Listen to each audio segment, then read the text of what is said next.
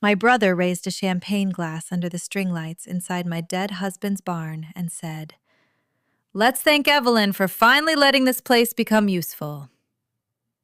The room laughed softly, the kind of polite laugh people give when they do not know they are standing inside a crime scene.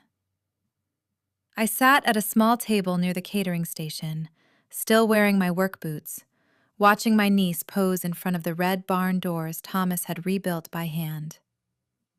My family had turned my farm into a luxury wedding venue, collected $186,400 in deposits, served alcohol on protected land, and told everyone Warren was the owner. They thought I was just the lonely widow who lived in the farmhouse. They had no idea the land was locked inside a conservation trust that made everything they were doing illegal. Before I continue, if you have ever had family treat your silence like permission, you will understand why I did not stand up and scream that night. I did not throw a glass. I did not ruin the wedding. I simply started saving every document, every video, every receipt, and every lie. My name is Evelyn Harper. I was 59 years old when my family tried to steal Harper Ridge Farm in front of 200 wedding guests. The farm sat outside Asheville, North Carolina, 42 acres of pasture, orchard, pond, and one old tobacco barn that my husband Thomas loved more than any building I had ever seen.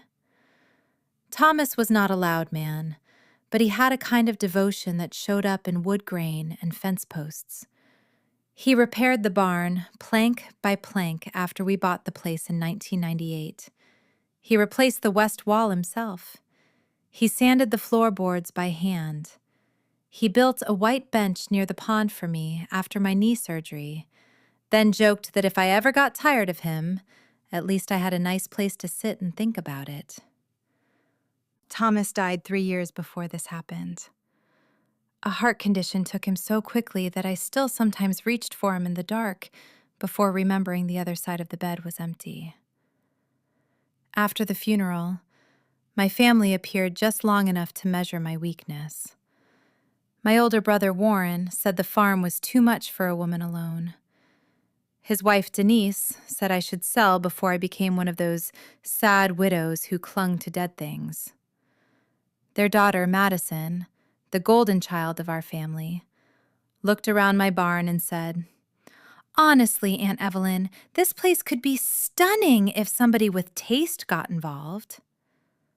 Somebody with taste. Not somebody with permission. What Warren, Denise, and Madison never bothered to learn was that Thomas and I had placed Harper Ridge into a conservation trust 11 years earlier.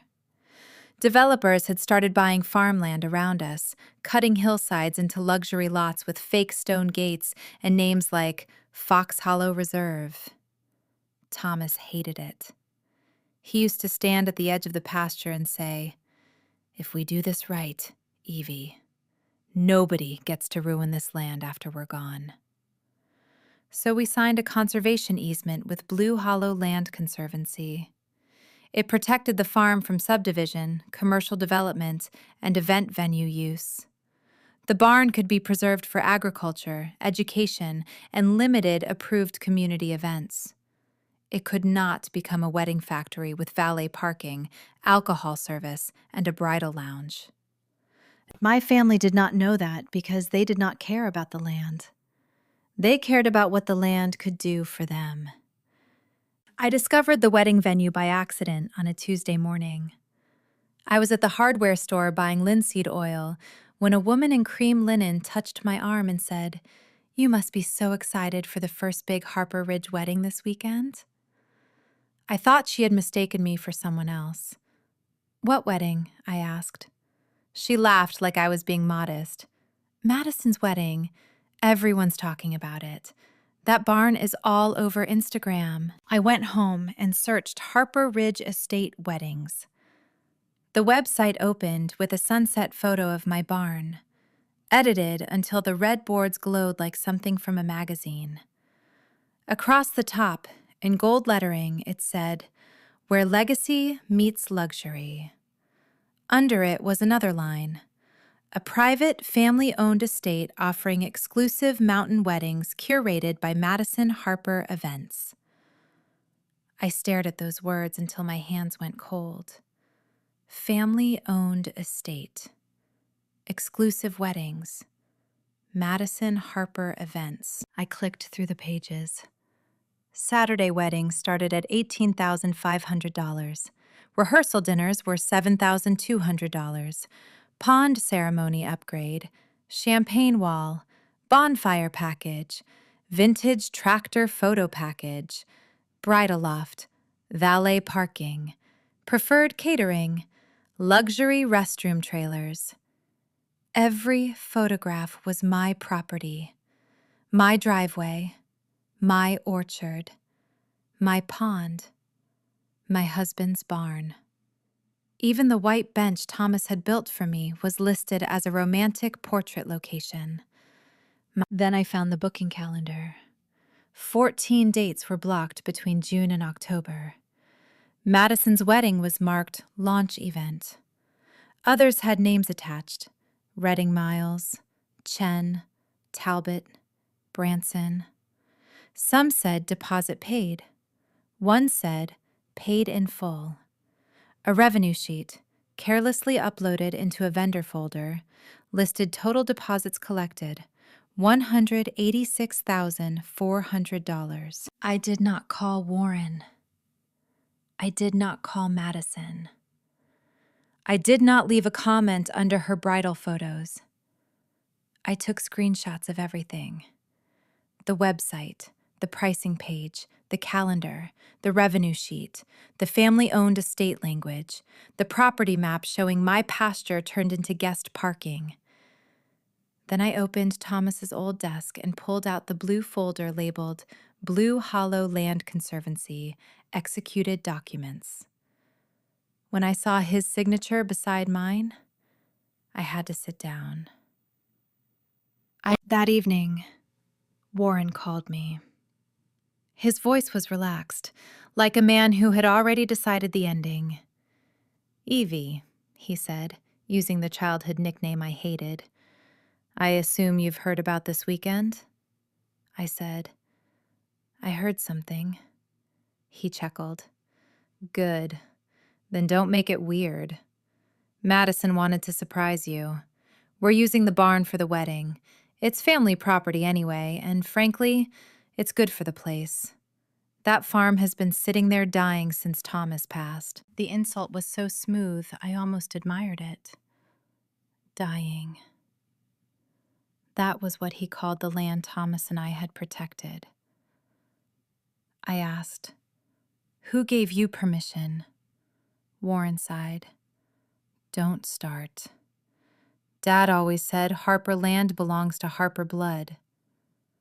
That would have sounded touching if our father had ever owned Harper Ridge. He had not. Thomas and I bought it from the Caldwell sisters with our own money. Warren had no deed, no lease, no trustee authority, no legal right, and no shame. "Do not lock the gate. Friday," he continued. "The setup crew arrives at 8. And please wear something appropriate Saturday. Madison doesn't need you wandering around looking like a groundskeeper." He hung up before I answered. I wrote down every word, and Friday morning, they arrived with rental trucks, florists, caterers, chairs, restroom trailers, and a valet crew. Madison stepped out of a white Range Rover with "Bride" written across the back window in gold vinyl. Denise wore a pale robe embroidered "Mother of the Bride" and acted like she owned the air. Warren walked toward me in a navy blazer, smiling because strangers were watching. "There she is," he said, "the woman of the land." Then he leaned close and whispered, "Do not embarrass us." I looked behind him at men hammering directional signs into my grass. Ceremony, reception, valet, vendor load-in, "You brought a bar service," I asked. "Licensed and insured," he said. "For this address?" His smile tightened. "Madison's planner handled it. And the parking? Temporary. And the barn alterations?" He rolled his eyes. "It's lights, Evelyn. Stop acting like we bulldozed the place." Madison came over holding her phone up like the world only counted if it was being recorded. "Aunt Evelyn," she said brightly, "how does it feel seeing the barn finally become something beautiful?" I looked into the lens and said, "It was already beautiful." Her smile flickered. She stopped recording. "Okay, please don't do the sentimental widow thing today. This weekend is huge for me. After tomorrow, Harper Ridge is booked through fall." Booked through fall. She realized too late that she had said it out loud.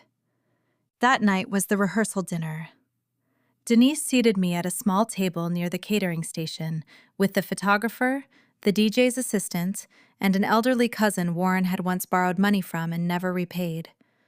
Across the barn, Madison sat under a chandelier they had hung from an original beam.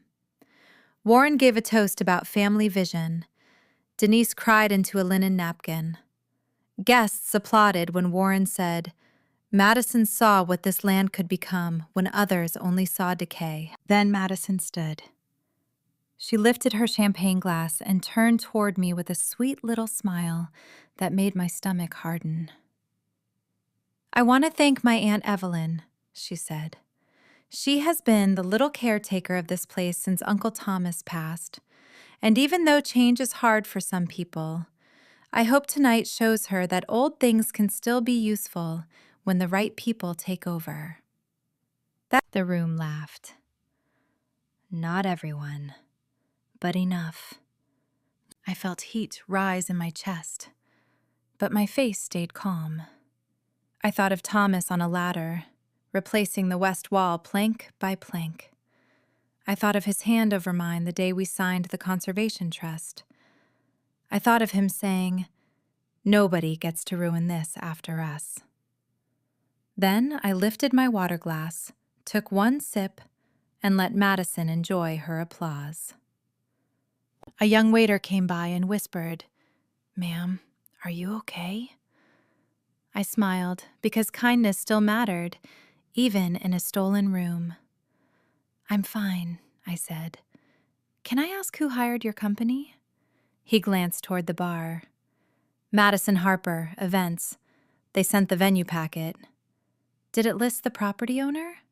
He looked uncomfortable. "I'm not sure, ma'am." 10 minutes later, my phone buzzed. An email had arrived from an address I did not recognize. The subject line read, "Harper Ridge vendor packet as requested." I opened it beneath the table. Attached were the liquor service plan, site map, insurance certificate, vendor load-in instructions, and a signed venue representation form. On page 2, under property owner or authorized agent, my brother had typed his own name, Warren Harper. Mine. I stared at it while the music swelled around me. Not family confusion. Not wedding excitement. Not a misunderstanding. A false ownership statement in writing, distributed to vendors and insurers while he stood 10 feet away, pretending to be lord of the manor. Across the room, Warren laughed with the groom's father. Madison posed beside the champagne wall. Denise told guests Harper Ridge would soon become the most exclusive private venue in the county. They all looked so pleased with themselves. They thought I was the humiliated widow at the side table. They did not know I had the trust folder at home, their website saved, their deposit sheet printed, and now their vendor packet in my hand. My phone buzzed again. This time it was from Marisol Vega, the attorney who had helped Thomas and me create the conservation easement. I had sent her the screenshots earlier that afternoon with one sentence. I think my family is operating a wedding venue on protected land. Her reply was short. Evelyn, preserve everything. Do not confront them alone. Based on what you sent, this may trigger multiple violations. Call me when you can safely step outside. I stood quietly and walked toward the side door. Warren saw me moving and cut across the room, still smiling for the guests. "Where are you going?" he asked under his breath. "Outside," I said. "No," he replied. "You are not going to wander around making people uncomfortable." I looked at him until his smile faded. "Warren, you should go enjoy your daughter's rehearsal dinner." His eyes narrowed. "What does that mean?" Before I answered, Madison called, "Dad, family photos." Warren leans closer. "Tomorrow is happening. The bookings are happening. This venue is happening. You can either be grateful we cut you in eventually, or you can be the bitter old widow everyone already thinks you are." I looked past him at the chandelier, the rented bar, the champagne wall, and the dance floor covering the boards Thomas had sanded himself. Then I smiled for the first time all night. Not because I was happy, because Warren had just confirmed there were bookings, revenue, witnesses, and intent. Outside, the evening air smelled like cut grass and generator fuel. I called Marisol behind the barn, where the music softened into a low thump through the old walls. She answered on the second ring. "Evelyn," she said, "listen carefully. If they are charging for events, serving alcohol, expanding parking, altering the barn, or representing ownership, this is not just a family dispute." I looked toward the lower field, where rows of cars sat beneath temporary lights on protected pasture. "They're doing all of it," I said. Marisol was quiet for 1 second. Then she said, "Then we need the contracts." I looked down at the vendor packet on my phone, at Warren's name sitting where mine should have been, and felt something inside me settle. For 3 years, they had mistaken grief for weakness. For one weekend, they had mistaken access for ownership. And by morning, they were going to learn that Thomas and I had protected the land from exactly this kind of greed. I met Marisol at her office the next morning at 8, carrying Thomas's blue conservation folder like it was the last piece of him I could still protect with my hands. She spread the documents across her conference table: the deed, the trust agreement, the conservation easement, the historic barn addendum, and the stewardship letter from Blue Hollow Land Conservancy.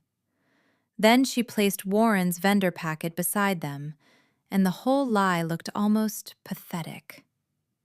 On one side were recorded documents, signatures, county stamps, and legal restrictions.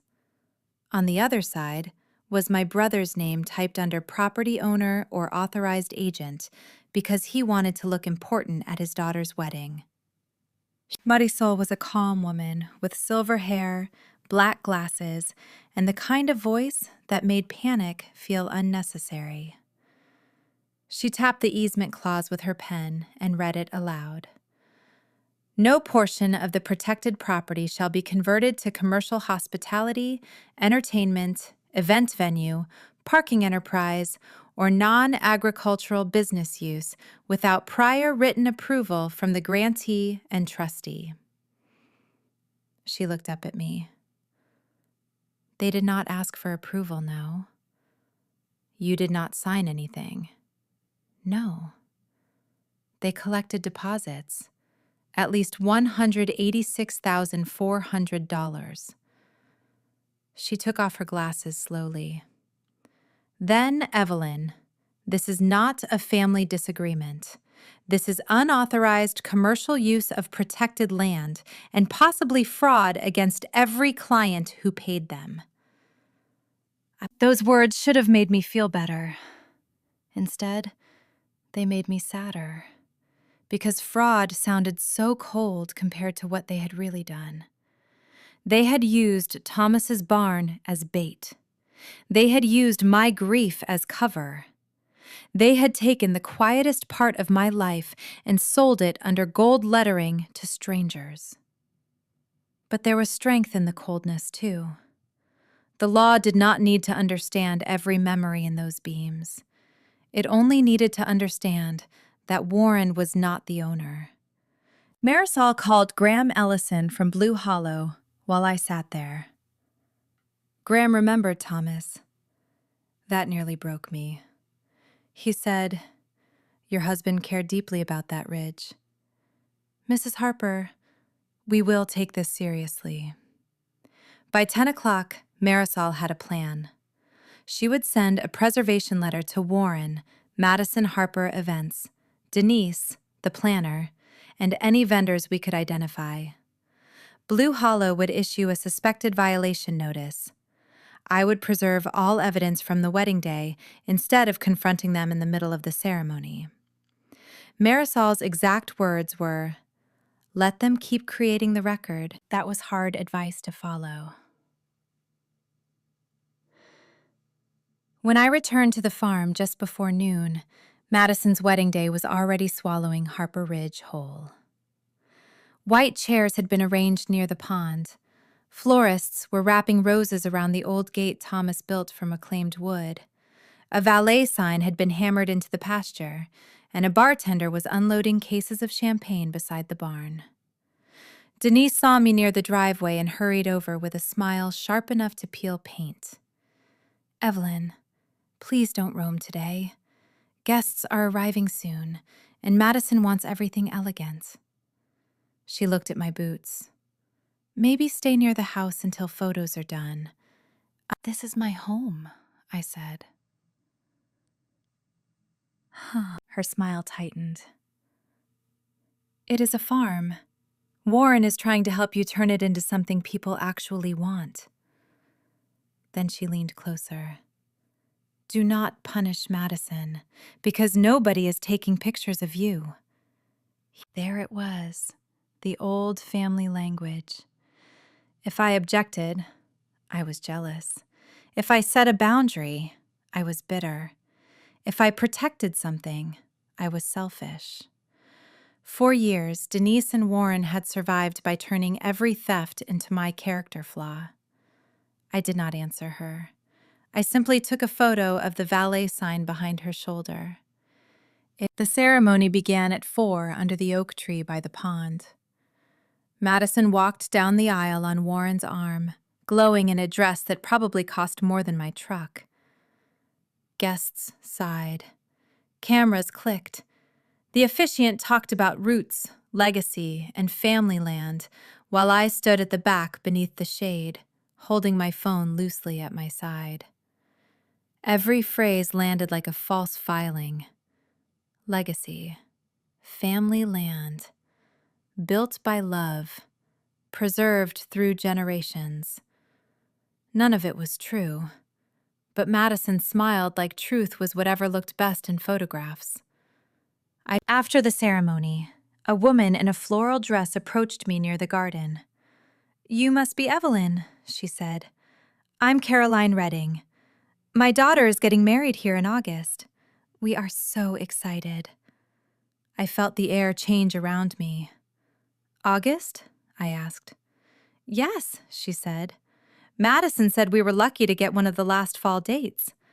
We already paid half." Her smile faded when she saw my face. "Is something wrong?" I wanted to tell her everything. I wanted to say, "You were sold a date on land they cannot legally rent." But Marisol had warned me not to create confusion without a formal statement. So I said carefully, "Mrs. Redding, please keep every document, receipt, email, and text Madison's company sent you." Her hand tightened around her purse strap. Why? I looked toward the barn, where Warren was shaking hands like a man closing deals. Because you may need them. The reception began at 6. Denise seated me behind a wooden post near the catering station, the same place a family puts someone they need for optics, but not for honor. My place card said Evelyn, with no last name. Across the barn, Madison and Blake sat at the head table beneath the chandelier they had hung from an original beam. Warren stood for his toast, glass raised, chest full of borrowed importance. "Tonight is not just my daughter's wedding," he said. "It is the beginning of a new chapter for Harper Ridge Estate." Madison saw possibility where others saw decay, and this family is proud to open these doors for many celebrations to come. The room applauded. I recorded the whole speech from behind my water glass. "Man?" Then Madison took the microphone. She was flushed with attention and champagne, and attention always made her careless. "When I first told Dad I wanted to get married here, some people thought I was crazy," she said, glancing directly at me. "They thought this was just an old barn, but I saw what it could become. And now, Harper Ridge Estate Weddings is officially launching, and we are almost fully booked for fall." More applause. She smiled at me in front of everyone. "So thank you, Aunt Evelyn, for being the little caretaker until the right people knew what to do with it." I did not move. I did not cry. I let her put the knife in front of witnesses. My phone buzzed under the table. It was Marisol. Did she just announce ongoing commercial bookings publicly? I typed back, "Yes." "Yes." Her reply came immediately. Save the video. 10 minutes later, Caroline Redding emailed me 6 attachments. Her message was short. "Mrs. Harper, I do not know what is happening, but you scared me. These are the documents Madison sent us. Please tell me if my daughter's wedding is in trouble." I opened the contract beneath the table. The fee was $24,600. The deposit paid was $12,300. Madison had signed as venue director. Warren had signed as property owner. The final page guaranteed that Harper Ridge Estate was legally permitted for private event use. I forwarded everything to Marisol and felt the trap tighten, not because I had built it, but because Warren and Madison had. Warren saw me looking at my phone and came over during the cake cutting. He bent beside my chair, smiling for the guests while his voice turned ugly. "Give me your phone."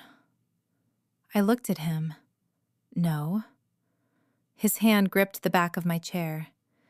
"You are not recording private family moments. That was a public speech about a commercial business," I said. His jaw tightened. "You bitter little widow. You could have had money from this if you knew how to be grateful."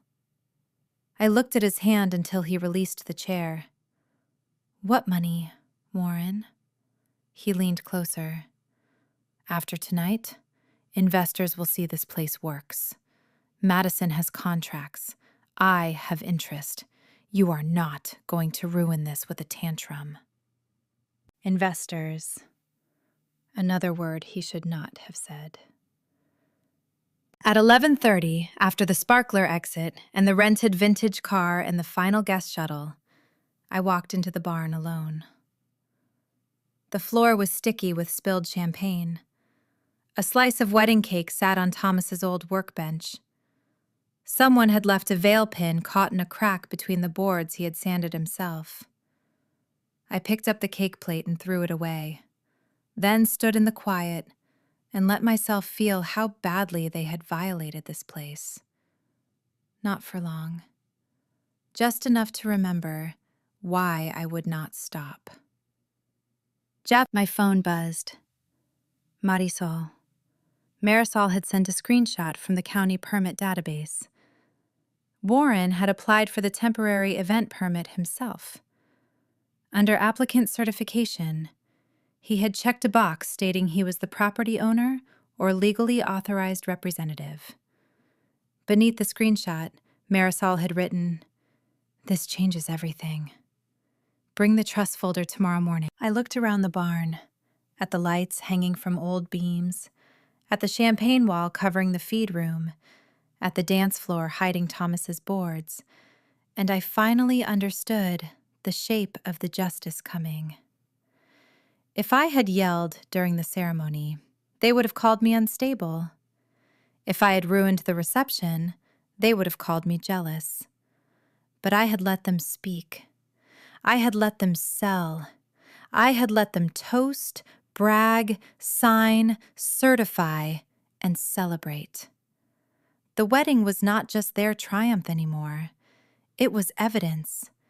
The next morning, Marisol spread the documents across her conference table and placed Warren's county permit beside the conservation easement. That single page told the whole story. My brother had certified, in writing, that he was the owner or authorized representative of Harper Ridge Farm. Then he used that false statement to get permission for a wedding event on land he did not own, under a trust he had never read, with restrictions he did not even know existed. Marisol tapped the clause again and said, "This is the sentence he should have been afraid of." She read it slowly. "No protected portion of the property shall be converted to commercial hospitality, entertainment, event venue, parking enterprise, or similar non-agricultural use."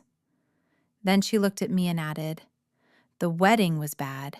The bookings are worse." By 9 o'clock, Graham Ellison from Blue Hollow Land Conservancy joined us by speakerphone. His voice was quiet, but there was steel under it. "Mrs. Harper," he said, "Thomas was very clear when this easement was created. Harper Ridge was to remain agricultural and historic rural land. A recurring wedding venue is exactly the kind of conversion this agreement prevents." I gripped my coffee cup with both hands. Hearing Thomas's name from someone who remembered the signing nearly broke my composure. Graham continued, "We will issue a formal suspected violation notice today. No further commercial events should occur until this is resolved." Marisol outlined the steps like she was laying stones across a river. First, a preservation letter to Warren, Madison Harper Events, Denise, the wedding planner, vendors, and anyone connected to the bookings. Second, a demand for a complete accounting of every deposit, client contract, vendor agreement, permit application, and investor communication. Third, notice to the county that Warren's permit application may have contained false ownership certification. Fourth, a formal statement making clear that I had never authorized the venue and that Harper Ridge was not legally available for commercial weddings. I asked the question that hurt most. What about the couples who paid them? Marisol's expression softened. They may be victims too. But Warren and Madison created that harm, not you. That distinction mattered because I could already hear my family rewriting it. Evelyn canceled weddings. Evelyn ruined Madison's business. Evelyn hurt innocent brides. They would never say Warren sold dates he did not own. They would never say Madison collected deposits under false authority. They would never say Denise helped polish the lie until it looked like elegance. In families like mine, truth was never the first version offered. It had to be forced into the room, carrying documents. When I returned to the farm with Marisol and Graham that afternoon, Warren was waiting near the barn with his phone pressed to his ear. Denise stood beside him, sunglasses on, arms folded, looking like a woman offended that consequences had arrived without an appointment. The wedding decorations were half removed. The grass was flattened where guests had parked, and glitter still clung to the gravel like evidence that refused to look ugly. Warren ended his call when he saw Marisol. "You brought more people," he snapped. "This is harassment." Marisol stepped forward. "Mr. Harper, I am counsel for Evelyn Harper in her capacity as trustee of Harper Ridge Conservation Trust. Mr. Ellison represents Blue Hollow Land Conservancy, the easement holder." The words trustee and easement holder landed harder than any insult I could have thrown. Warren's face twitched. Denise looked from Marisol to Graham as if trying to locate the servant entrance for authority. "This is private family property," she said. Graham answered before I could. "No, ma'am. It is protected conservation property held under recorded documents." Warren laughed, but the sound had no confidence in it. "We had one family wedding. Evelyn is being dramatic." Marisol opened her folder. "Then why did your daughter announce Harper Ridge Estate Weddings is officially launching and fully booked for fall?" Warren's mouth closed. "Why did you sign a contract with Caroline Redding listing yourself as property owner?" Marisol continued. "Why did you certify ownership authority on a county permit? Why did Madison Harper Events collect at least $186,400 in deposits?" Denise's face lost color at the number. Warren looked at me with pure hatred, not because I was lying, but because I knew. Graham began photographing the barn. He documented the black metal lanterns screwed into historic beams, the temporary bar installed against the old feed wall, the bridal mirrors attached in the storage room, the electrical cords, the dance floor, and the new gravel spread near the lower pasture. Every click of his camera made Warren more agitated. "Stop taking pictures of my property!" he barked. Graham lowered the camera and said, "Mr. Harper, nothing in the county record indicates this is your property." Marisol added, "The deed confirms it is not. One of the rental workers nearby went very still." Warren noticed and snapped, "Get back to work!" That was when a county planning officer named Dana Pritchard arrived. She stepped out of a white county vehicle with a clipboard and the tired expression of someone who had seen too many people try to solve legal problems by being loud. "I received notice of a possible discrepancy in the temporary event permit for this address," she said. "I need to verify ownership authorization and site conditions." Warren immediately pointed at me. She approved it and changed her mind. I looked at him calmly. "Show them my signature."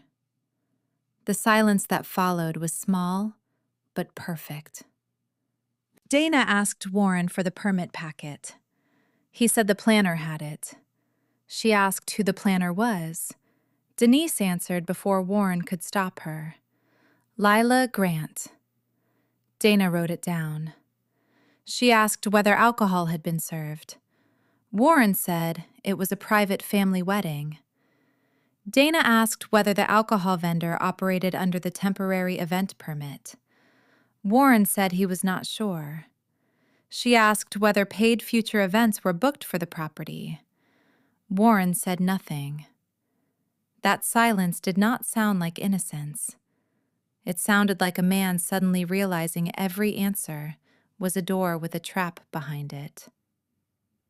While Dana and Graham inspected the site, Denise pulled me aside near the hydrangeas. Her voice was low and poisonous. "Evelyn, stop this before Madison's name is destroyed." I looked at her. "Madison signed contracts. She is young. She is 28. She was building something on land she did not own." Denise's lips tightened. "You know what this is really about.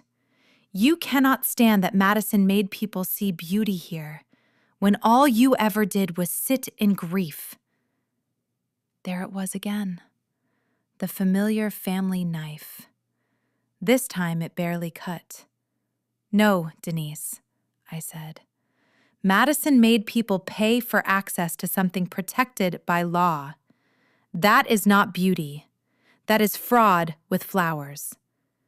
By the end of the inspection, Dana told Warren no further events should be held until ownership authority, permit status, and land use restrictions were resolved. Warren exploded. "You cannot shut down a business because one bitter widow throws a tantrum." Dana looked at him over her clipboard. "Sir, you have not established that you own or control the property, and the use appears inconsistent with the restrictions now provided." Warren turned to me. "Do you hear this? Do you understand what you are doing to your own family?" I answered quietly.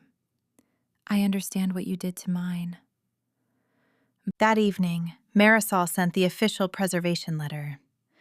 It instructed Warren, Denise, Madison Harper Events, Lila Grant, and connected vendors to preserve all contracts, communications, payment records, marketing materials, permit applications, client lists, and investor materials.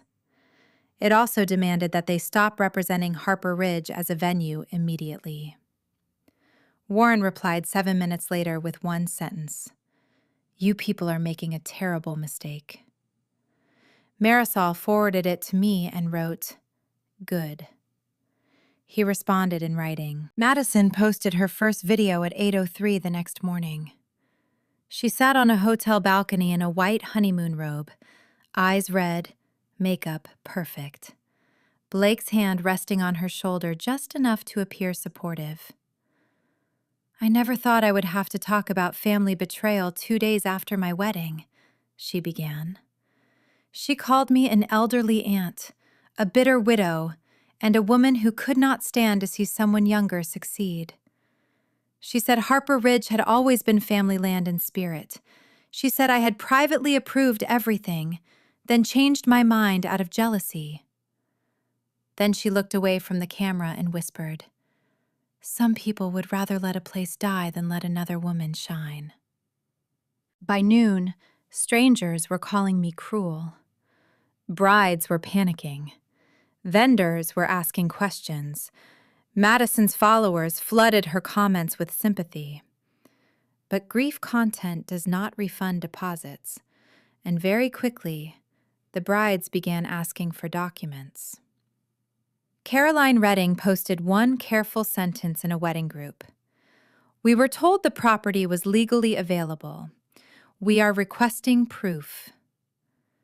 That shifted everything. Emotion had started the fire, but money made people look for paper. Then Lila Grant, the wedding planner, called me. Her voice was shaking. "Mrs. Harper, I need to tell you something before they say I knew." I told her my attorney needed to be included, and within minutes, she was on a call with Marisol and me. Lila admitted that Madison and Warren had represented themselves as authorized operators. Denise had told her I was grieving and not good with paperwork. Warren had said he handled property matters for the family. Then Lila said the sentence that changed the temperature of the room. "This morning, Warren asked if I could use a scanned copy of Evelyn's signature on a corrected owner authorization." I closed my eyes. There it was. They had moved from lying about authority to trying to manufacture it. Lila sent the email chain. Madison had written, "We need owner authorization cleaned up before the county keeps digging." Denise had replied, "Evelyn is emotional. Warren can handle her." Warren had written, "If she refuses, we proceed under family authority. She will not sue her own blood." Attached was a backdated document titled Harper Ridge Owner Authorization Corrected Version, with my name typed under a blank signature line. I stared at that blank line for a long time. They had not just stolen access. They were preparing to steal my consent. That night, Warren came to my porch. I kept the glass storm door locked between us and started recording before I opened the inner door. He looked disheveled, furious, and afraid in a way I had never seen before. "Sign the authorization," he said. "No." He stepped closer. "Madison has contracts. Brides have deposits. Investors are watching. Do you know what happens if this collapses? People find out who sold something he did not own." His palm hit the storm door hard enough to rattle the glass. "If Madison goes down, I will say you approved everything and got greedy. I will say whatever I have to say." I looked at my phone on the hallway table, recording every word. Warren's eyes followed mine, and for the first time that week, he understood that I was not afraid enough to be careless. He stepped back, breathing hard. "You recorded me?" "I preserved the conversation," I said. "You snake." "Good night, Warren." After he left, I sent the recording to Marisol. Her reply came 10 minutes later. "This is now much bigger. Tomorrow, we prepare for the clients and investor meeting. They are trying to save the venue publicly. We will answer publicly, with documents." I sat on the bottom stair and looked through the dark hallway toward the kitchen, where Thomas's blue folder still lay on the table. Warren had thought the conservation clause was a technicality. Madison had thought the trust was just old paper. Denise had thought shame would keep me quiet. But tomorrow, in the same public world where they had built their lie, the paper was going to speak louder than all of them. By 9 the next morning, Madison had turned her honeymoon into a public relations campaign. She posted another video from a resort balcony, this time with her hair pulled back, her eyes wet, and her voice trembling in exactly the right places. "My aunt is trying to destroy everything I built," she said, looking straight into the camera. "Harper Ridge was sitting there, forgotten until I gave it life. Now she wants to punish brides, vendors, and my family because she cannot handle change." Then she added the sentence that told me Denise had helped write it. "This is what happens when bitterness gets old and lonely." I watched the video once, saved it, and sent it to Marisol. I did not read the comments for long. Strangers called me jealous, cruel, unstable, and selfish. One woman wrote that I was the kind of aunt who ruins weddings because she never had a daughter of her own. That one should have hurt, but it did not land where Madison wanted it to. I had spent 3 years sleeping alone in the house Thomas and I built a life inside.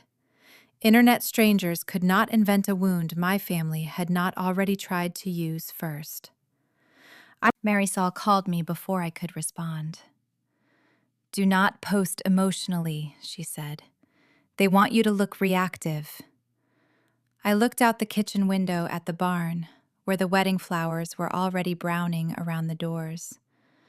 "So we say nothing." "No," she replied. "We say the right thing, with documents."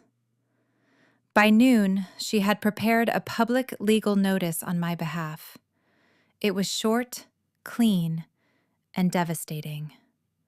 Harper Ridge Farm was protected conservation land. I was the trustee.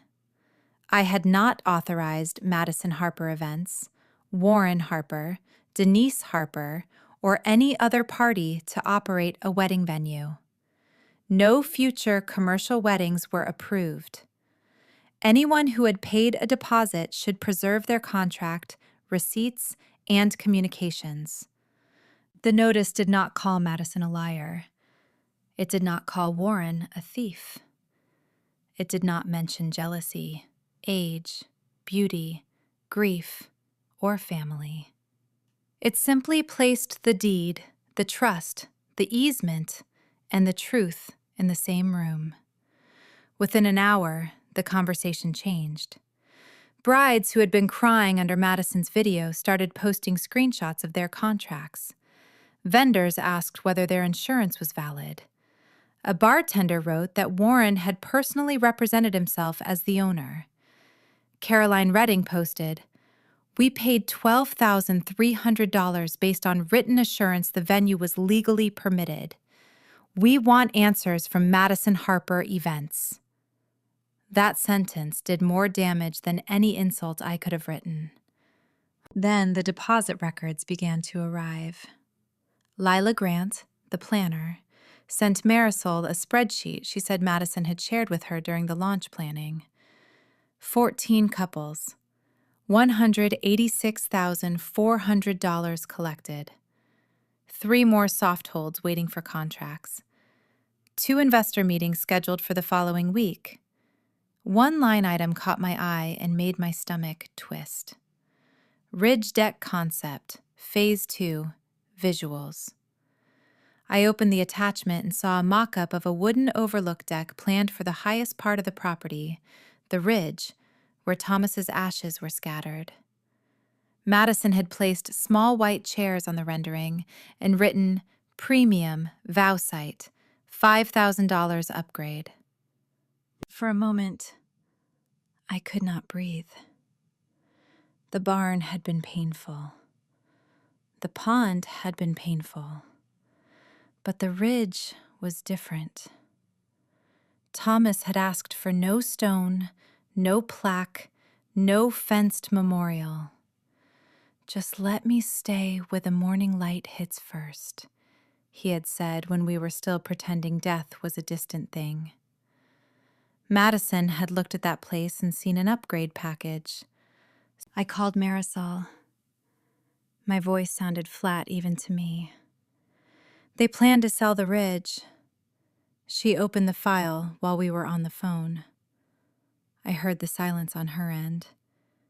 Then she said, "Evelyn, that rendering helps prove intent to expand commercial use despite restrictions." I looked at Thomas's blue folder on the table. "Good," I said. "Use it." That was the moment my last instinct to protect the family died. They had not misunderstood a barn. They had mapped a business over my husband's resting place. Warren reacted the way desperate men react when documents stop obeying them. He called 11 times. I did not answer. Denise texted that I was humiliating the family. I did not answer. Madison posted a story saying legal technicalities were being weaponized against a young female entrepreneur. I saved it. Then Warren sent an email copying Madison, Denise, Lila, and someone named Grant Hollis, who turned out to be a small hospitality investor. The email read, "Evelyn is being difficult, but she will sign. Proceed with Tuesday's meeting. We need to reassure clients and investors that the venue remains active." Marisol forwarded it back to me with one sentence. "They are holding the meeting." The meeting was scheduled for Tuesday evening at the barn. Warren called it a client reassurance reception, which was exactly like calling a burning house a warming event. Madison flew back early from her honeymoon. By 4 that afternoon, cars were already arriving. Nervous brides, irritated parents, vendors, the bartender, the rental company owner, and 2 men in sports coats who looked like they had never set foot on a farm unless there was money buried under it. Warren had set up a table inside the barn with bottled water, folders, and a printed sign that read, "Harper Ridge Estate Weddings, moving forward together." I watched from the farmhouse porch as Madison stepped out of her Range Rover, wearing cream linen and wounded dignity. Denise arrived behind her with a stack of folders and a face so tight it looked painful. Warren saw me on the porch and marched over before guests could follow his eyes. "You are not invited," he said. "This is a private business meeting." I looked at the barn. "On my property." His mouth twitched. "We are beyond that." "No, Warren," I said. "You are finally arriving at that." He leaned close enough for me to smell the coffee on his breath. "Listen carefully. You can still walk in there and say this was confusion. You can sign the authorization. We refund nobody. We keep the fall bookings, and you get a small percentage. Or you can stand out here and watch everyone blame you when their weddings collapse." I looked past him at Madison, who was hugging Caroline Redding like they were both victims of the same disaster. "You still think this is about me wanting money?" Warren smiled coldly. "Everything is about money. You just pretend you are better than that, because Thomas left you enough to act holy." For the first time in days, I felt my anger rise toward my mouth. Then I heard Thomas in my memory, "Calm as weathered wood. Let the fence do its job, Evie. Do not wrestle the bull." So I stepped back and said, "Start your meeting." At 6 o'clock, Warren stood at the front of the barn beneath the same chandelier from Madison's reception. "Thank you all for coming," he said, hands spread like a preacher. "There has been misinformation, but Harper Ridge Estate remains committed to honoring every contract." A murmur moved through the room. Madison stood beside him, nodding bravely. Denise handed out folders. I could see the top page from the doorway. Family Authorization Summary. No deed, no trust, no easement, just warm language and false confidence. Then Caroline Redding stood. "Are you the legal owner of this property?" she asked. Warren smiled. "This is family land." Caroline did not sit down. "That is not what I asked." A few heads turned. Warren's smile thinned. "I am authorized by the family to manage events." The rental company owner spoke next. "By Evelyn Harper." Warren hesitated. Madison stepped in. "My aunt has been emotional since my uncle died. We are working through it privately." That was when I walked into the barn, with Marisol on my right, Graham Ellison from Blue Hollow on my left, and Dana Pritchard from County Planning just behind us. The room went quiet so fast I could hear the hum of the portable refrigerator behind the bar. Madison's face changed first. Not fear, exactly. Rage that fear had dared to show up in public. Warren said, "This meeting is private." Marisol held up a cream-colored folder. "Then you should not have invited clients who paid for access to protected property my client did not authorize." Dana looked around the barn and began taking notes. Graham's eyes moved to the beams, the bar, the dance floor, the folders in Denise's hands. Warren tried to laugh. "This is absurd." Marisol turned to Caroline. "Mrs. Redding, you asked a direct question. The legal owner and trustee authority is not Warren Harper." She placed a copy of the recorded deed on the table. Nobody moved. Marisol continued. "Harper Ridge Farm is held under Harper Ridge Conservation Trust. Evelyn Harper is the surviving trustee. The property is subject to a recorded conservation easement held by Blue Hollow Land Conservancy. Commercial wedding venue operations are not authorized. Warren Harper is not the owner. Madison Harper Events had no authority to sell future wedding dates. She placed the easement beside the deed." Graham then spoke, quiet and firm. "Blue Hollow did not approve this use and will not approve recurring commercial weddings under the current restrictions." Madison snapped. "This is my business." Caroline turned toward her. "You took my daughter's deposit," another bride said. "You took ours too." The bartender held up his contract. Warren signed as owner. Dana looked at Warren. "Mr. Harper, did you certify ownership authority on the permit application?" Warren's mouth opened, but no answer came out. The investor, Grant Hollis, picked up one of Denise's folders, flipped through it, and said, "Where's the actual owner authorization?" Denise looked toward Warren. Warren looked toward Madison. Madison looked at me, as if my face might still offer her a door. I gave her none. Geno. Marisol removed one final page from her folder. There is also evidence of an attempted backdated owner authorization using Mrs. Harper's name after questions were raised. The room shifted from anger to something sharper. Lila Grant, standing near the back, spoke in a shaking voice. "Warren asked me if a scanned signature could be used. I told him no." Warren shouted, "That is not what happened!" Lila stepped back, but she did not retract it. Madison turned on her. "You sent private emails." Lila's eyes filled with tears. "You lied to me, too." That was the moment the family performance broke. Wherever Warren pointed at me, "She knew. She let us use the property." I said, "Show them my signature." He said nothing. "Show them the email where I approved it." Nothing.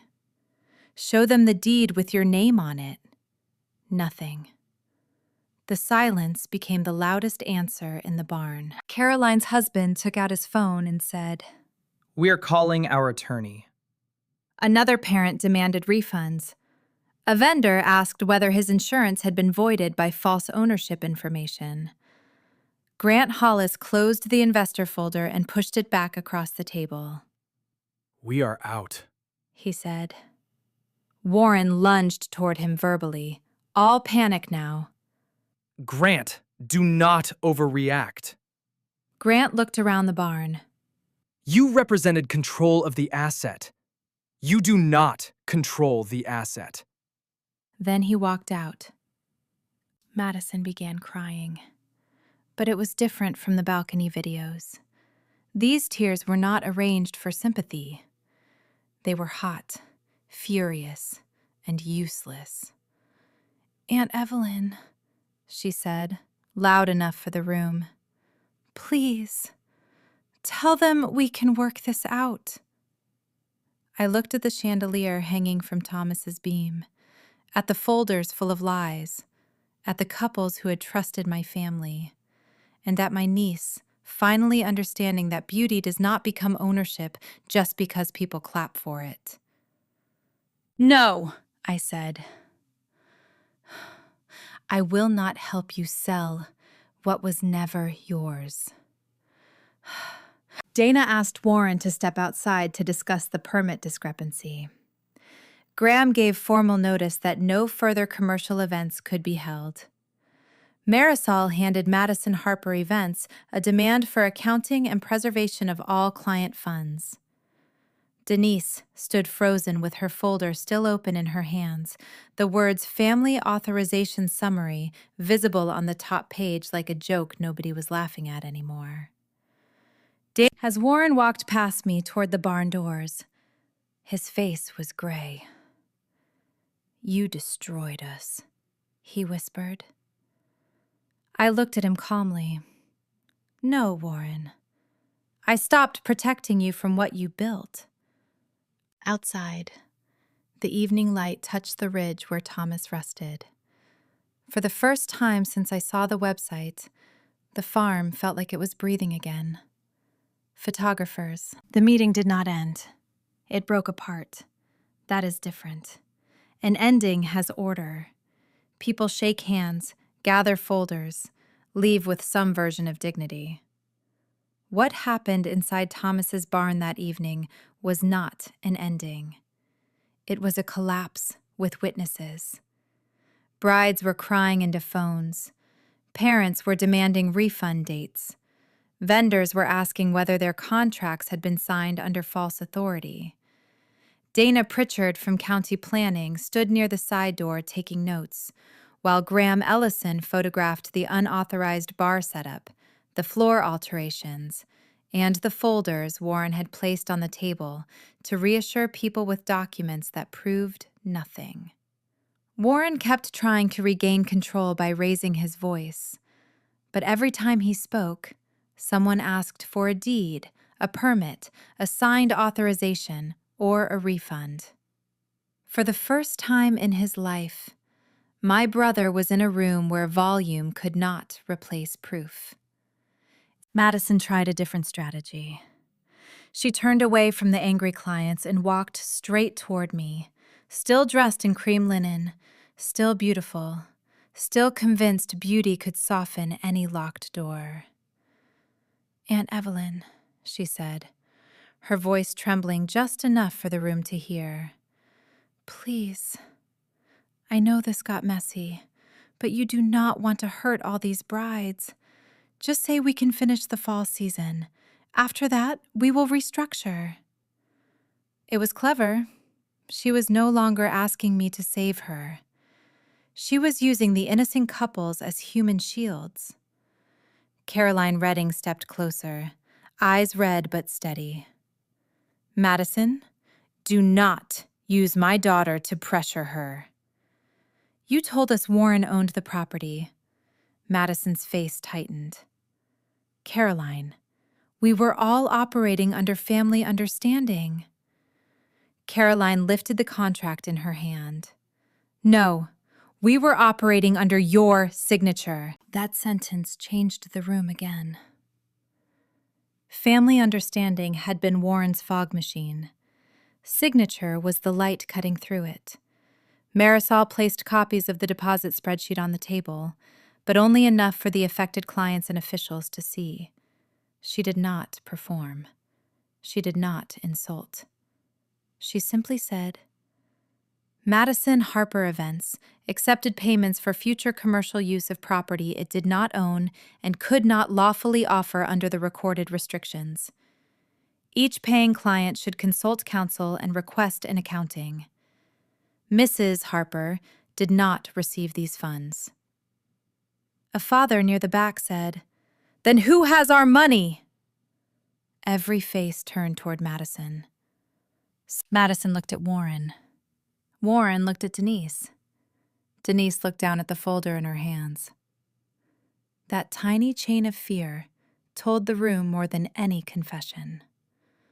Then Blake, Madison's new husband, who had been standing near the back pretending this was not his disaster, finally spoke. "Madison," he said, "where are the deposits?" She whipped around. "Not now." He stepped forward, pale. "No." "Where are they?" Warren snapped.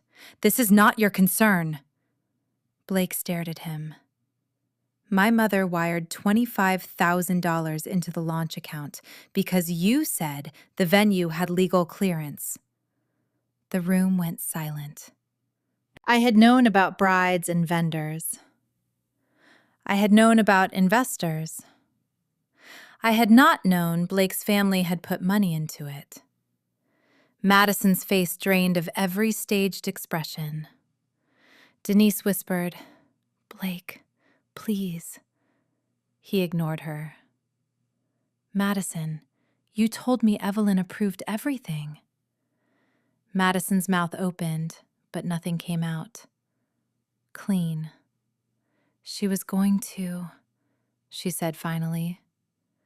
"Dad said she would." Caroline let out a bitter laugh. So she had not approved it. Madison glared at her. "You do not understand family business," Marisol said quietly. Neither did Madison Harper Events, apparently. Warren slammed his hand on the table. "Enough! Everyone calm down. Funds are secure." A vendor asked. In what account Warren's eyes flicked toward Denise.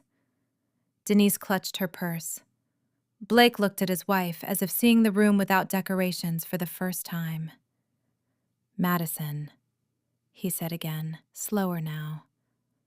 Where is the money? She snapped. Some of it went into improvements. Branding. Deposits for vendors. Marketing. The bridal suite. The deck renderings. At the word deck, my whole body went still. Marisol heard it too. What deck? Madison froze. Warren said. Concept work. Nothing built. Graham stepped forward. Where was this proposed deck? No one answered. I did. On the ridge. Graham's face hardened. That area is specifically identified as a protected scenic and conservation value in the easement. Madison threw up her hands. It was just a premium ceremony concept. God, you people act like I poured concrete. I looked at her then, really looked at her, and saw not a girl who had made a mistake, but a woman annoyed that sacred things had rules. That ridge is where Thomas's ashes are, I said. Man, for the first time all night, Madison looked ashamed. Not enough to be remorseful, just enough to realize the room had shifted beyond business. Caroline covered her mouth. Blake closed his eyes. Even Denise's face cracked for a second. Warren did not soften. He muttered, "You cannot expect everyone to treat a hill like a cemetery." That was the final thing he said that night as my brother. Everything after that, he was just a man I used to know. Graham issued his verbal notice in front of everyone.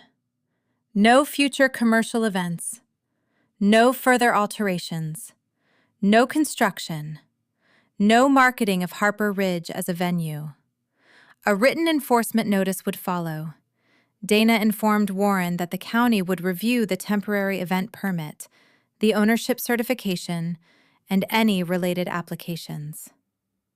Marisol instructed Madison Harper Events to preserve all payment records and stop contacting clients with false assurances. Then she handed Warren a formal demand for accounting. You will provide a full list of deposits, disbursements, client contracts, investor funds, vendor payments, and account locations by Friday at 5. Warren laughed, but it sounded broken. Or what Marisol looked at him. Or we seek court intervention, and the clients may seek their own remedies. Blake's mother, a tall woman in pearls who had been silent until then, said, Our attorney will contact you tonight. Warren turned to her with desperate charm. Linda, this is unnecessary. She stepped back before he could touch her arm. You lied to my family 2 days before my son married your daughter. Do not use my first name. That was when Madison began to cry for real. She grabbed Blake's sleeve and whispered, Please don't let them do this to me. He looked down at her hand, then gently removed it. Did you know Evelyn had not signed? Madison's face collapsed into anger. I knew Dad was handling it. Blake looked at Warren. That is not an answer. I almost felt sorry for him. Almost. He had married into a performance and was now meeting the contract behind it. The next 48 hours moved fast. Marisol's office became the center of a paper storm. 7 couples requested refunds. 3 vendors sent statements that Warren had represented himself as owner. The bartender confirmed the liquor service plan relied on the temporary event permit. Lila Grant provided the investor teaser, the backdated authorization draft, and the email where Warren mentioned using my scanned signature. Dana's office suspended review of any future event permits for Harper Ridge. Blue Hollow sent its formal violation notice and restoration demand. Madison deleted half her posts, then claimed she was being harassed. Nobody with money on the line believed the balcony tears anymore. By Friday, Warren missed the accounting deadline. At 5:13 p.m., me sent Marisol a spreadsheet with numbers that did not match Lila's records. It showed only $92,000 collected. No investor funds, no Blake family contribution, no Phase 2 spending, no bridal lounge purchases. Marisol forwarded it to Lila and received a reply within 10 minutes. This is not accurate. Attached was the real spreadsheet Madison had used, showing $186,400 in client deposits, $25,000 from Blake's mother, and $18,700 spent on branding, influencer content, renderings, furniture, and what Madison had labeled owner relations. I stared at that phrase for a long time. Owner relations.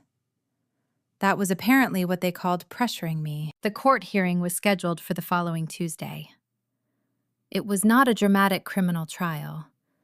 No one was dragged away in handcuffs. Real consequences often begin in rooms with beige walls, bad coffee, and a judge who has no patience for family poetry. Marisol asked for a temporary injunction preventing Warren, Madison, Denise, or Madison Harper events from marketing, booking, accessing, altering, or using Harper Ridge for commercial events. Blue Hollow joined the request. Several clients attended with their own attorneys. Warren arrived in a suit that made him look like a man trying to dress as innocence. Madison wore soft gray and no lipstick.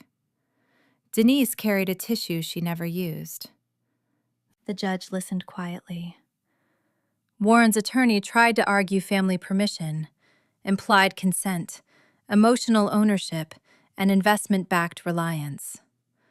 Marisol answered with the deed, the trust, the easement, the permit certification, the contracts, the deposit records, Madison's public launch speech, Warren's porch threat, and Lila's statement about the scanned signature. The judge finally looked at Warren's attorney and said, "Counsel, where is Evelyn Harper's written authorization?" The attorney turned a page, then another. Then he said, "Your Honor, the family relationship created an understanding." The judge replied, "Families may have understandings. Land records have owners." I lowered my eyes because I did not want Warren to see what that sentence gave back to me. The injunction was granted. No more events, no marketing, no client representations, no access except scheduled removal of remaining items under supervision. Funds connected to pending client deposits had to be accounted for. Madison Harper Events was ordered not to dissipate remaining assets while refund claims were reviewed. The county would continue its own process. Blue Hollow reserved restoration claims. It was not the final end, but it was the moment the machine stopped moving. Outside the courthouse, Madison rushed toward me before Marisol could block her. "Aunt Evelyn, please," she said, crying again. But there were no cameras this time. "I made mistakes, but if you push this, I will lose everything." I looked at her, and for 1 second, I saw the little girl who once chased fireflies near the orchard, while Thomas carried a jar with holes in the lid. I wished that child had grown into someone kinder. "Madison," I said quietly, "you did not make one mistake. You built a business on the assumption that I would be too lonely, too old, and too ashamed to stop you." Her tears hardened instantly. "So that is it. You choose land over family." Warren stepped behind her and said, "Blood means nothing to you, does it?" I looked at both of them. standing there on courthouse steps, still trying to make theft sound like loyalty. Blood is not a deed, I said, and family is not a permit. Denise made a small, wounded sound, but nobody around us moved to comfort her. The brides had heard enough. Blake's mother walked past Madison without speaking. Caroline Redding stopped beside me and said, "Thank you for telling the truth." Then she turned to Madison. "We will see you in civil court." Madison's face twisted. Warren began shouting after Caroline, but his attorney grabbed his arm and told him to stop talking. That was the first useful advice Warren had received all week. As Marisol walked me to the parking lot, my phone buzzed. It was an email from Graham. Attached was a photograph from the ridge taken that morning. The grass was untouched. The trees were still there.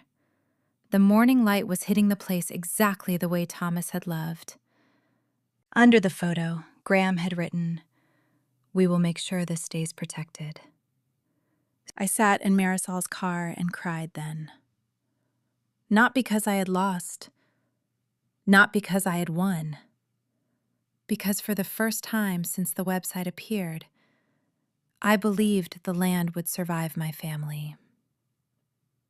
The injunction did not make my family quiet. It only made them smaller. Warren stopped speaking in speeches and started speaking through lawyers. Madison stopped posting tearful balcony videos and began posting vague quotes about betrayal, resilience, and women who tear down other women. Denise called 3 relatives and told them I had destroyed Madison's marriage before it even began. By the end of the week, I had been accused of jealousy, cruelty, mental decline, greed, and spiritual ugliness. But none of those words reopened the barn. None of them erased the deed. None of them turned Warren into an owner. That was the part they could not forgive. For once, their story did not control the outcome. The client lawsuits came first. Caroline Redding and 4 other families filed claims against Madison Harper Events and Warren personally, demanding refunds for deposits taken on a venue that had no legal authority to operate. 2 vendors joined when they learned their insurance paperwork had relied on Warren's false owner certification. Blake's mother demanded return of her $25,000 launch support and attached Warren's email promising the venue had clear ownership control. Madison tried to say the money had gone into non-refundable startup costs, but the records told a different story. Furniture, branding shoots, sponsored bridal content, a luxury honeymoon upgrade, and the Phase 2 deck renderings. Every expense was a little window into what they had valued. The county revoked the temporary event approval and referred Warren's permit certification for further review.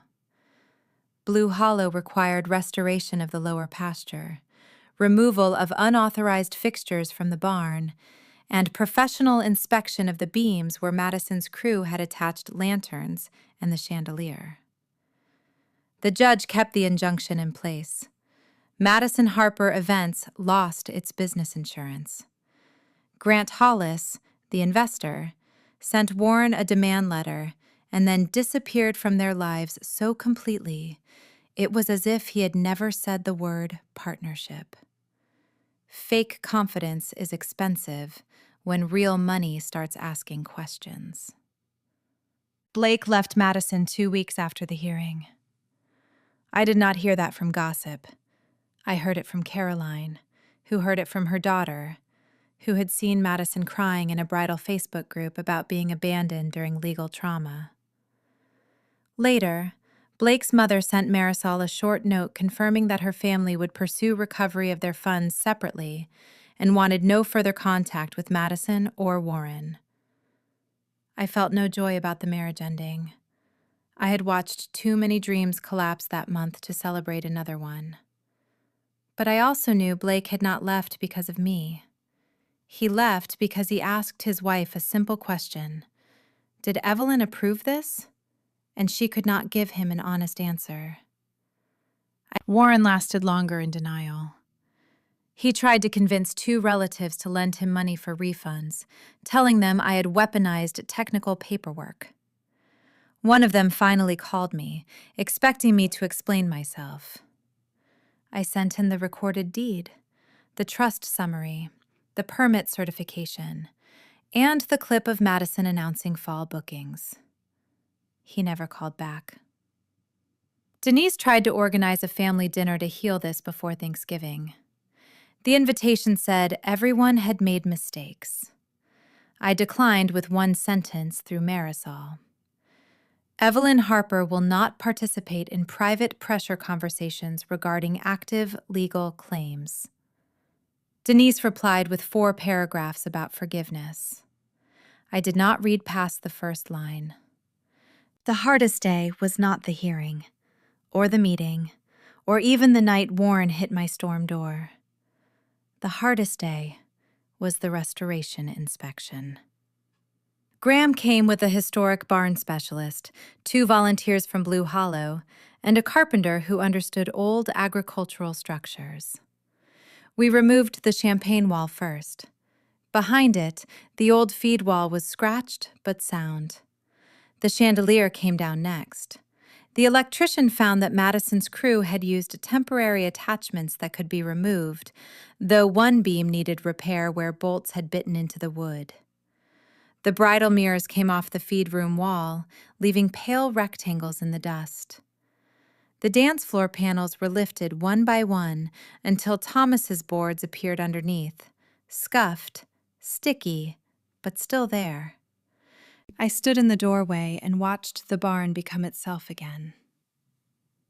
It did not happen all at once. Nothing worth saving does. A stolen room does not recover the moment thieves leave. You have to clean it, repair it, name what happened, and stop pretending damage is just change. When the last rented fixture was gone, the barn looked plainer, older, and more honest.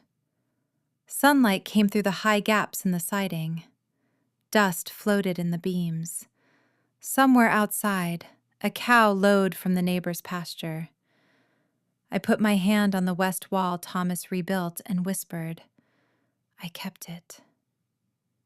Graham heard me but pretended he did not, which was kind. That the money took months to unwind. Madison Harper Events was dissolved. The remaining account balance was frozen during the refund dispute, and the civil claims forced Warren and Madison to disclose what had been collected and spent. Caroline Redding recovered most of her deposit through settlement. Others recovered less, depending on how much had already been burned through Madison's launch fantasy. Warren sold his boat and one of Denise's luxury cars to cover part of the judgments. Denise's country club friends stopped inviting her to charity lunches once the local paper ran a short article titled, Protected Farm Misrepresented as Wedding Venue, Court Records Show. It was not a dramatic headline, but that made it worse for them. No glamour, no sympathy. Just records. Madison's influencer sponsors quietly disappeared. The bridal brands deleted their tagged posts from Harper Ridge. The photographer who had shot her wedding removed the venue name from his portfolio.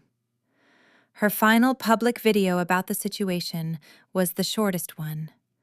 She said she was stepping away to heal from family trauma and business betrayal.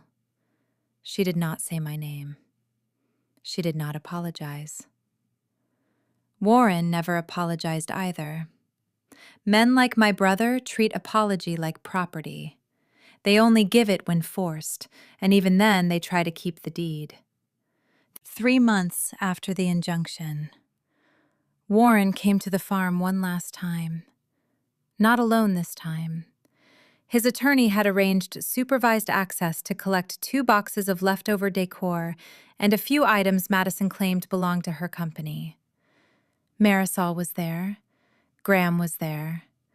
I stood on the porch while Warren carried a box of dusty white lanterns out of the barn. He looked older. Not humbled exactly. Humbled requires truth. He looked reduced. On his last trip to the truck, he stopped at the bottom of my porch steps. "Was it worth it?" he asked. I looked at him. The man who had called my grief decay, who had tried to sell Thomas's barn, who had planned a premium ceremony deck over my husband's ashes. "Yes," I said.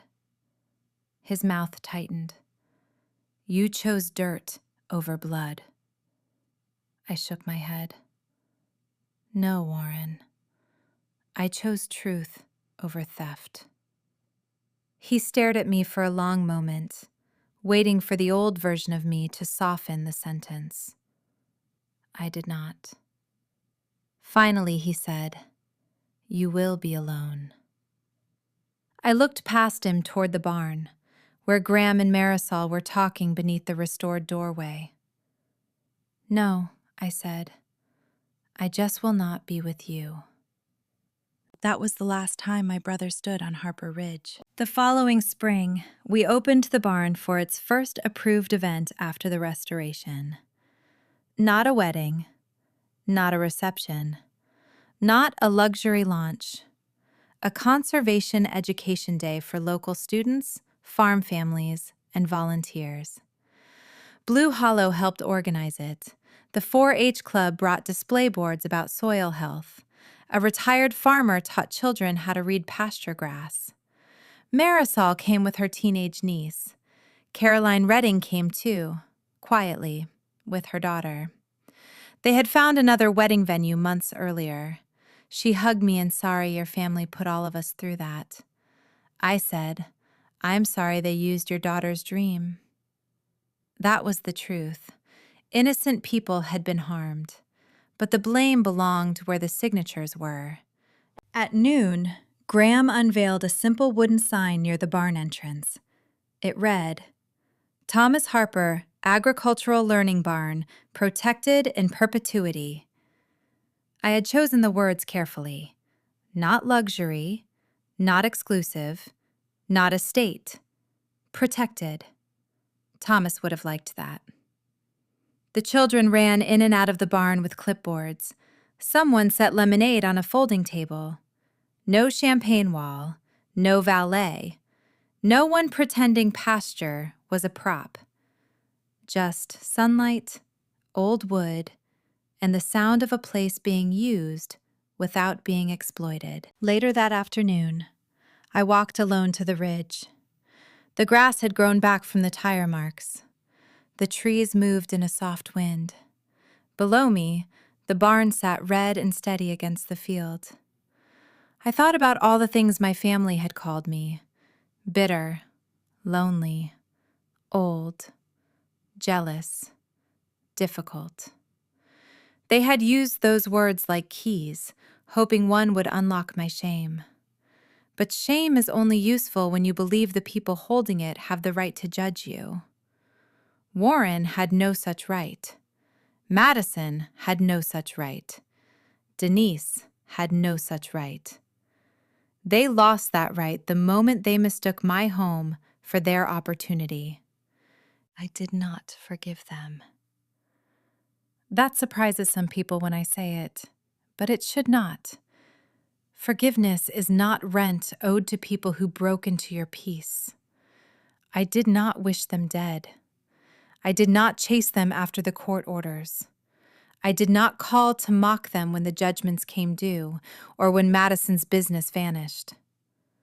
I simply stopped protecting them from the consequences of their own signatures. That was enough. My phone stayed quieter after I blocked them. The farmhouse felt larger at first, then calmer. I planted lavender near Thomas's bench. I repaired the orchard fence. I hosted 2 school groups and 1 soil conservation workshop. I learned that silence feels different when it is no longer being used against you. Before, My silence had been grief. Then it became evidence. Finally, it became peace. Evelyn's story teaches us that family is not a license to steal, and grief is not an invitation to take over someone's life. Some people will call your boundaries cruelty because they benefited from your silence. Let them. A deed does not become less real because a liar cries. A trust does not disappear because a thief says family. And sometimes the strongest revenge is not destroying anyone. It is letting the truth stand in the doorway and refusing to move it aside. If you have ever had to protect your peace from relatives who mistook kindness for weakness, share your story below. Like and subscribe for more stories of resilience, justice, and the courage to build a life no one toxic can enter.